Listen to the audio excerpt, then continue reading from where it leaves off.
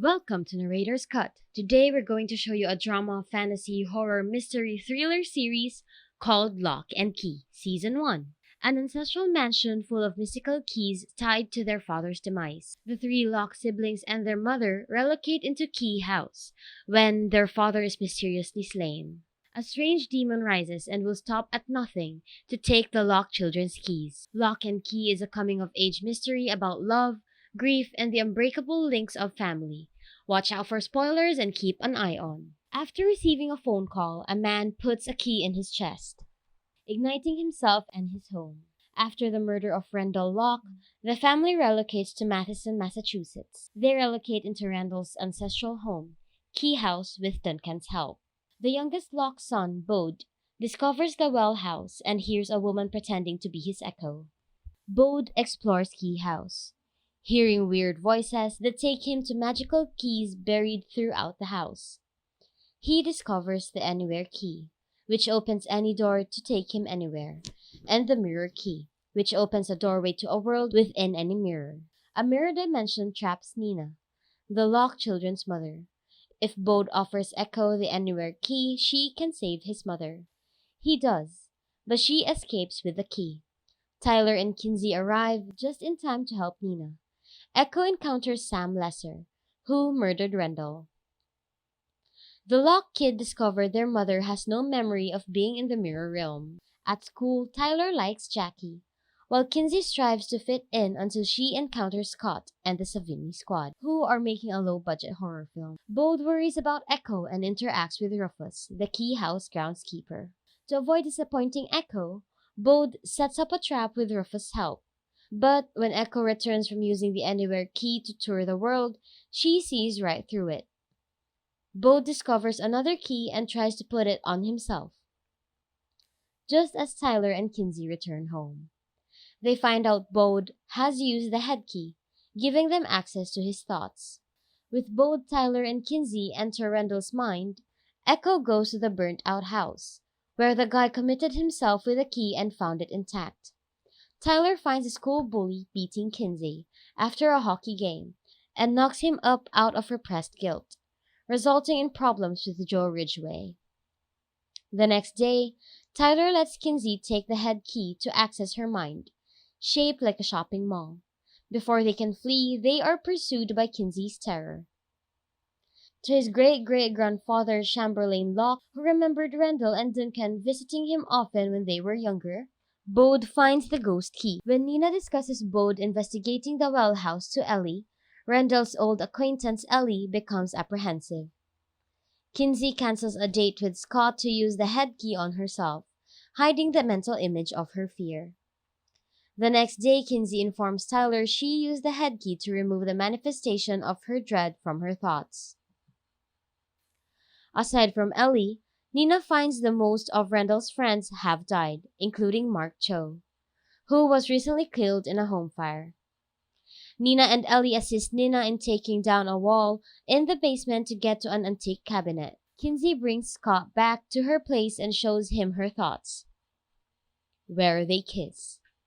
That night, Echo comes to take Bode's head key, but Bode recognizes that she can only take it if he freely offers it to her. Echo reappears, offering Sam the key to Mark's house and advice about what to do next.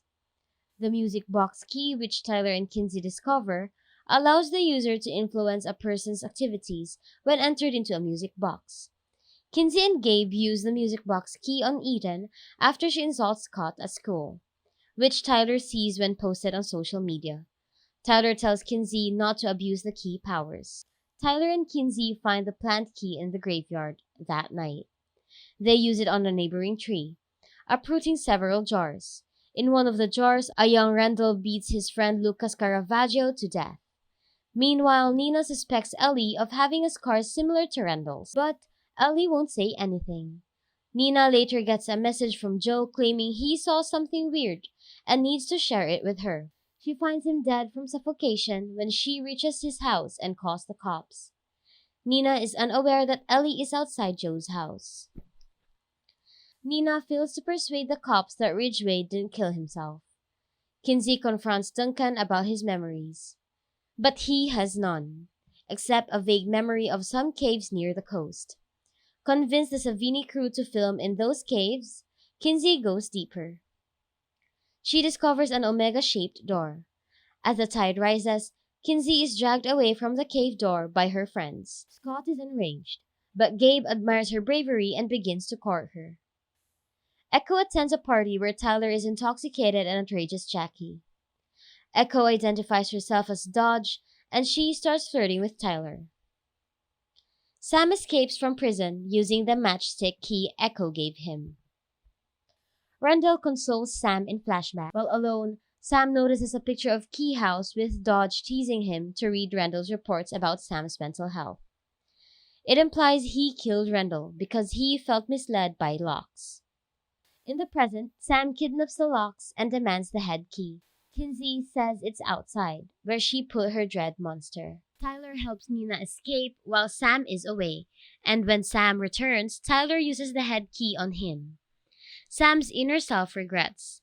Sam explains that Randall's death was not intentional and that he only wanted to find the key for Dodge. Sam takes his head key just as Dodge appears. She stabs him and then vanishes. As the cops approach, Sam tries to flee through a door, but the ghost key unlocks it, and he separates from his dead body. Nina starts drinking after recent events, which makes her remember some of the key-related events. She utilizes the mending key, which allows a cabinet to repair broken items. Tyler and Kinsey believes that while these memories may be helpful, they would prefer Nina to be sober. Tyler and Kinsey find a list of keepers of the keys in the cave with the Omega door. Kinsey visits Erin in her care facility. Dodge outwits her and uses the head key to locate Erin's Omega key. Erin recognizes Dodge as Lucas, one of Randall's old friends. Dodge, now Lucas, is staying with Ellie and Rufus. Tyler finds the Omega key amid the ashes after Nina shatters the urn containing Randall's ashes in a fit of wrath. Before Randall murdered him, Ellie's lover Lucas, named Dodge, had been possessed by something that came through the Omega door and had killed both of their friends. Ellie and her pals erased all evidence from security reasons, including deleting Duncan's memory, and separated and concealed the keys. Ellie used the Echo key to resurrect Lucas in the well house, but instead resurrected the monster that possessed him, Dodge. Ellie told Mark about Randall's death so he could self-immolate with the matchstick key and protect the other key's whereabouts from Dodge. Dodge fled the well house and lived with Ellie and Rufus, forcing Ellie to take Key House Crown of Shadows. Ellie and Rufus return home with the shadow key and the crown. Dodge is waiting for them at home, and he snatches Ellie's shadow key. Dodge assaults Key House with the Crown of Shadows, seeking the Omega key. Dodge wakes up when Bode smashes his shadow with the matchstick key. Tyler, Kinsey, Scott, Gabe, Jackie, and Eden assist her return through the Omega door. Bode finds Rufus alive but without Ellie. Rufus is sent to live with his Nebraska aunt and uncle. Dodge had used the identity key to alter Ellie's shape into Dodge, and Ellie was who the friends had tossed through the Omega door. Eden was also afflicted by a demonic bullet when the door was open. And that's it. Hope you enjoyed, and please leave a comment, like, and subscribe to the channel for more interesting movies to recap. Take care and see you at the next video!